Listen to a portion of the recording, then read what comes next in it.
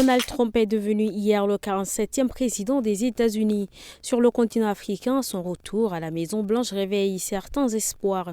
C'est notamment le cas au Somaliland. Cette république autoproclamée s'est séparée de la Somalie en 1991. Depuis, elle est toujours en quête de reconnaissance par la communauté internationale. Or, la semaine passée, un comité de la Chambre des représentants a écrit une lettre au département d'État pour demander l'ouverture d'une représentation à Hargeisa, la capitale de la République du Somaliland. D'abord, la position stratégique de la zone, juste à l'entrée du golfe d'Aden. S'y installer permettrait de garder un œil sur la base militaire chinoise située à Djibouti et de surveiller les rebelles yéménistes Houthis qui y sévissent en mer Rouge. Le ministre de la Santé publique, Dr Abdelmadjid Abderrahim, a rencontré une délégation de l'Organisation de coordination pour la lutte contre les endémies en Afrique centrale, OCAC, pour discuter de la mise en œuvre d'un projet visant à lutter contre les maladies tropicales négligées et promouvoir la santé mixte, financé par la KfW dans le cadre de la coopération allemande avec la CIMAC. Le chef de mission, Banta Gislin, a expliqué que le projet inclura des interventions et des recherches avec des bourses pour les chercheurs dont les projets seront sélectionnés par une commission autonome.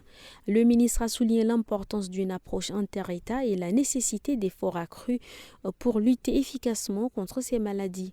Il a également insisté sur le rôle central de la communauté dans cette lutte et la nécessité de programmes intégrés pour assurer une approche multisectorielle. La délégation de l'OCAC collaborera avec les ministères concernés pour établir les priorités du projet. Lors d'un point de presse, l'on annonce la rencontre des Ouktias et leurs descendants prévus du 20 au 22 janvier 2025 à Zouar. Cet événement vise à renforcer les liens communautaires, promouvoir l'unité et réfléchir à l'avenir face aux défis contemporains. Il mettra l'accent sur la valorisation des richesses culturelles et sur le vivre ensemble tout en abordant des enjeux de sécurité et de paix transfrontalière. La rencontre cherchera également à explorer des solutions pour le développement local et à améliorer les conditions de vie. Les participants sont invités à contribuer avec leurs idées et expériences pour faire de cet événement un moment clé dans la construction d'une communauté solidaire et prospère.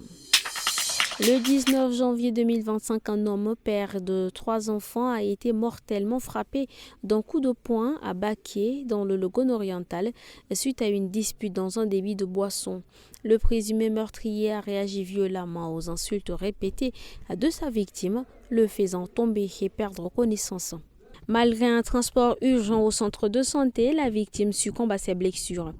En colère, les proches de la victime ont attaqué la propriété de l'agresseur, incendiant son hangar. Le sous-préfet Abdrahman Abdelkader Banda a intervenu pour tenter de réconcilier les deux parties et a annoncé l'arrestation du présumé meurtrier qui sera jugé à Beboto.